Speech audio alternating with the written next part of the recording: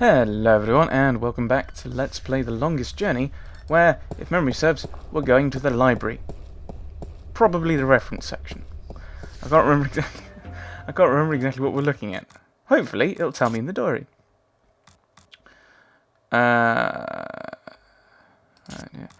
Brian Westhouse just told me something I should remember. He said that he's heard stories about a winged people who observe and record history. If they've got records going back thousands of years, maybe they know something about the whereabouts of the disc, the jewels, or even the entrance to the Guardian's realm. It's definitely worth checking out. Monday. I have no concept of what the Arcadian or Mercurian calendar is like, but at home it would be July the 31st. Come to think of it, what year is it here? Anyway, that's not really the reason I'm writing an entry in my diary. Tobias told me about a library where I may be able to find some answers. The library is at the Sentinel Enclave, just outside of town, and I'm supposed to speak with a minstrel named Yeren. He's the keeper of books, or something like that, which probably translates into the equivalent of librarian. Yeah, I mean, they'd have a different concept of years, or certainly dates, and because our timeline, of course, is based on when they thought Jesus would be born, although most biblical scholars currently put the birth of Jesus around 6 BC at the moment, which is a bit wonky, obviously. Blingle? Blingle. I heard a blingle. To the Enclave. The stone wall! It's a wall made of stone. Some kind of sandstone, very malleable, but also very vulnerable to the elements. These cliffs probably have huge, naturally formed caves and tunnels. Wait, it's a dragon! It's a stone dragon gazing down into the center of the dome like it's guarding the entrance. It's a magnificent piece of work. And that's back into looking out at other things, isn't it? Well, into the Enclave. Shall we go? The dragon's mouth is pointing straight down at the middle of the floor. Okay, this may be a puzzle. It's a circular hollow about 20 centimeters across and about 5 centimeters deep. It's a small recess about the size of my fist with a thin duct extending from the recess to the circular hollow in the middle of the floor. There are 3 others just like it, arranged with equal distance to each other in a circle and all connected via a duct to the center of the floor. Central space. It's a circular hollow about 20 centimeters across and about 5 centimeters deep. And 4 hollows. Aren't there 4 gems or something we need? And the disc. Assume you're Minstrom Yeren. Assume we're just going to pick up a load of different information, aren't we? It's one of the Sentinel Minstrel. Indeed. Ooh. Music is swelling.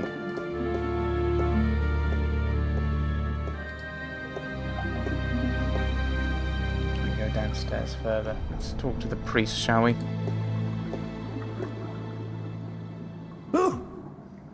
Oh, goodness me, I didn't hear you come in. By the way, you haven't seen Volume 6 of the Complete Annotated History of the Northlands, have you? I could have sworn it was here yesterday. Sorry, no. I guess someone else must have taken it. I try to tell them to write down what they borrow on the list, but they never listen. Only last week I spent 3 hours searching the entire Enclave for the second scripture of the ballads, the scripture of song, before I realized that Vestrum Tobias was studying it back in the city. Now, such incidents could be avoided if only, and this applies to you too, young lady, people would sign out the books they borrow when they borrow them and sign them back in when they're done. Such a simple procedure. It shouldn't take more than a few seconds to jot down your name and the name of the book you borrow. It makes my job so much easier. Now, which book did you want me to find for you? I can't remember. Ah. Are you Minstrom Yeren? Are you Minstrom Yeren? Yes, of course. What a silly question. How would I know? I don't know you. I am Minstrom Yeren, keeper of the great library of Mercuria. In fact, this is the greatest library of all the Northlands. Perhaps of the entire world. Although they say the Dark People have a library as big, if not bigger, than this one. But of course, we're not allowed anywhere near there. Have you been there? Been where? What a silly question. Of course you haven't. You're not of the Dark People, are you? No. You don't look like any Dark People I've ever seen, so I can't see how you could possibly... Now, where did Volume 6 disappear to? Tobias said I should talk to you. Tobias said I should talk with you. Tobias? Vestrum Tobias?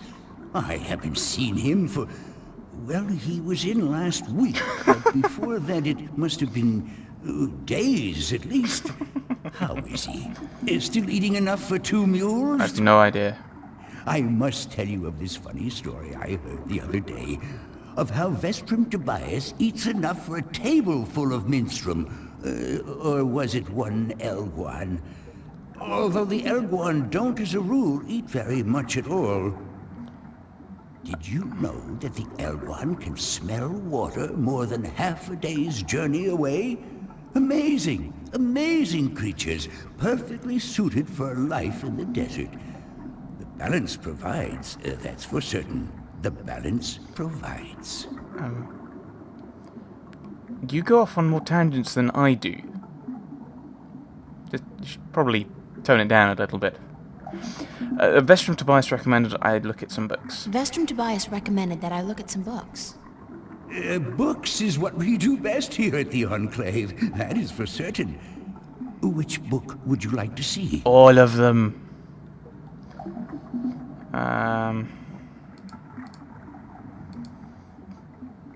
The Silver Spear of Gorimon. I'm looking for a story called The Silver Spear of Gorimon. Yes, a fanciful tale if I ever saw one, but a charming one. Did you know that I'm often paid visit by adventurers wishing to read everything available on the spear, so that they too can set out on their foolish quests? Yeah, don't you just hate those adventurers?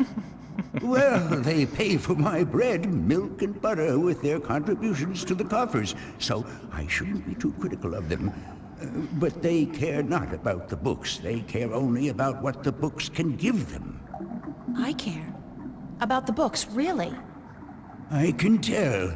So, the Silver Spear of Gorimon, then? 3 different pronunciations of his name there. Oh, I think we're gonna have to come down here and do something with this wheel. There's the stairs.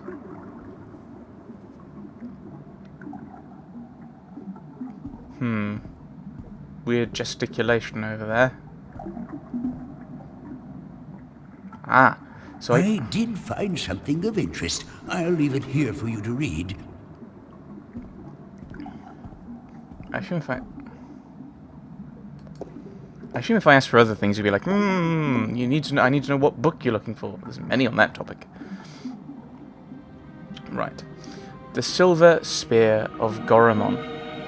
In the glory days of Bakshiva, before the drought, when Gorimon was the greatest city in the known world, the Parek of Bakshiva decided to forge the most powerful weapon in the world to challenge the mighty White Dragon.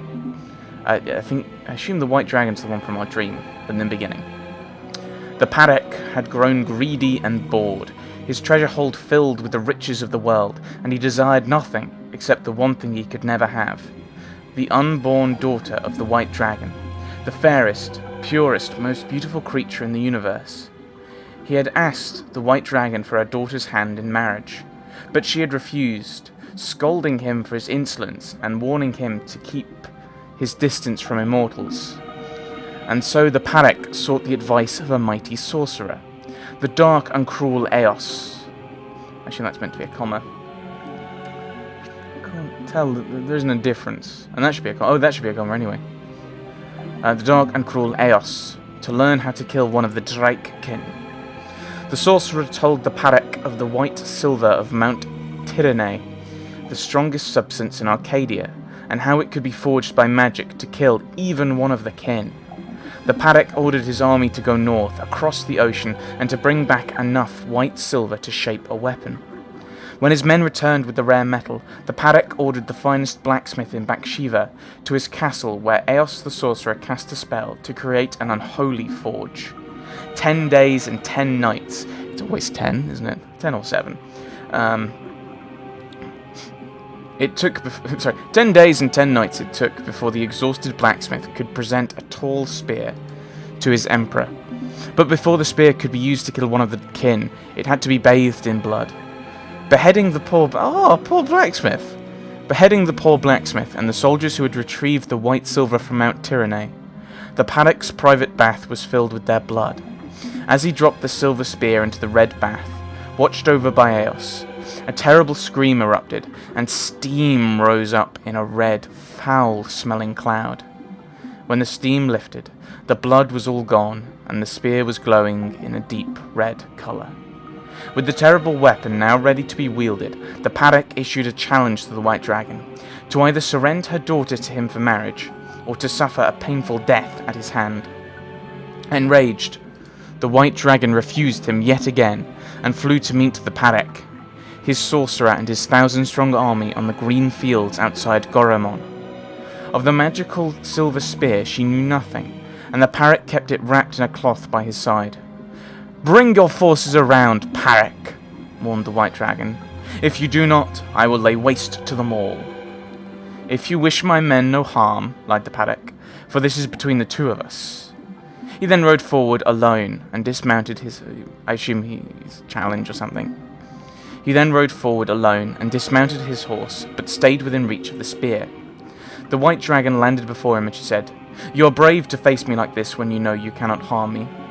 Then the Paddock raised a hand as if to greet her, but it was instead a signal, a sign to his sorcerer, the terrible Eos, who cast a mighty spell to hold the White Dragon, while the Paddock drew his silver spear.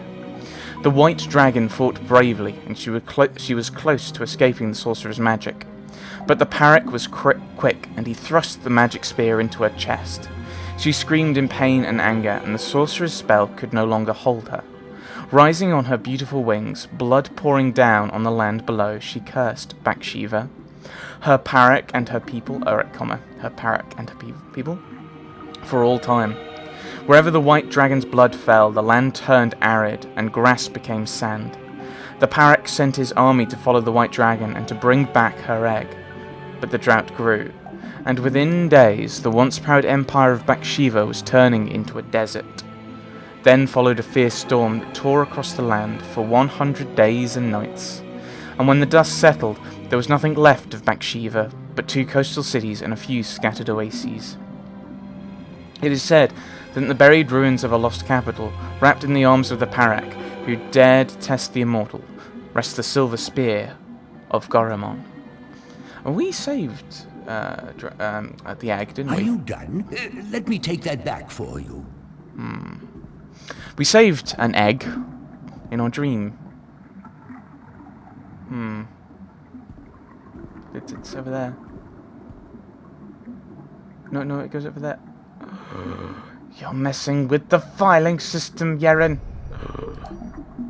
As if we can get some of the other books. This session is going to be primarily...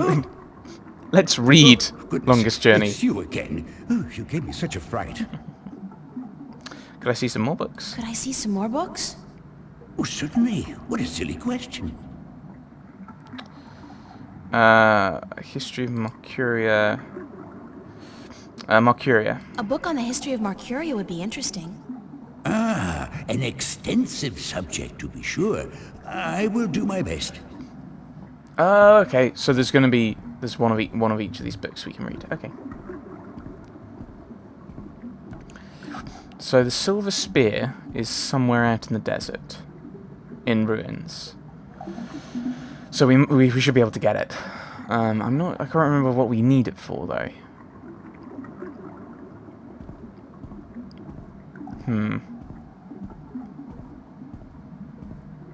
I'm not entirely sure why we were reading it.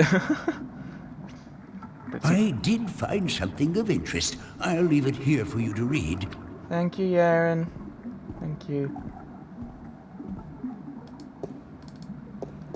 No running in the libraries. Travels in the Northlands by Germain the Discoverer. The first part. In my many years as a travelling poet and bard, I have journeyed far and wide across the fair realm of Arcady, and I have seen sights most people have not dreamed. I have stood on the magnificent and terrible southern capes in the midst of winter, when the storms are at their fiercest, while waves are as tall as the towers of Altaban washed over my frozen body. I have witnessed the monstrous beasts that lurk in those dark and deadly waters of the south swallow brave galleons whole. Creatures the size of mountains that with the flick of a tail can touch the depths of the sea and the stars themselves. I have crossed the great ocean from north to south and from east to west, and in the course been stranded on desert islands with no sustenance but what I could gather from the sparse vegetation for months at a time. I have ridden the giant Elguan across Changangriel, the wasteland from Altaban to Montauban, and further south where the Turek, the oasis, are few and far between. And I have seen the shifting dunes above the ruins of Goramon, precious jewel of the Bakshevan Empire, concealed for centuries by the coarse and treacherous sand. So that was that. So it's in a desert. Yeah, we know that. And I have journeyed far west, carried on goodwill and destiny by shadow ships, to the strange and unknown cliffs of a world unseen by most, a world of an unfamiliar tongue and customs, a world of great wonder and mysticism. I have seen all this and more, but the fairest sights still I have seen in the lands of the north. From Iridi to the border mountains, from Tyron to the Bay of Fire, no sight can ever compare to dawn at Mount Tyranne, looking out to the plains of Nerdra, where wild stallions run free in the thousands, and to look on the city of Coruscant, the Pearl of Fire, while the boiling sun sets in the ocean beyond. Coruscant, I don't know. The slow waves reflecting dark yellow and red as they lap slowly upon the sandy shores is an experience truly treasured and ne'er forgotten.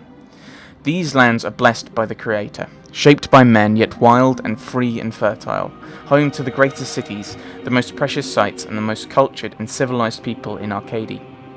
Of all the fires I have rested my weary legs by, of all the taverns where I have learned the legends of tale spinners and memorized the songs of bards, of all the lands where I have wandered from city to village, it is to the Northlands I return time and time again to learn ever more. Join me now, for I will evoke in you the very emotions I first experienced when visiting the sights and treasures of the northern lands. Join me, and I will surely bring you there, to the exotic midst of this blessed land, and you will pine for its rugged coast and green woods, and its hardy people. And like me, you will ne'er rest until you can return to yonder shores.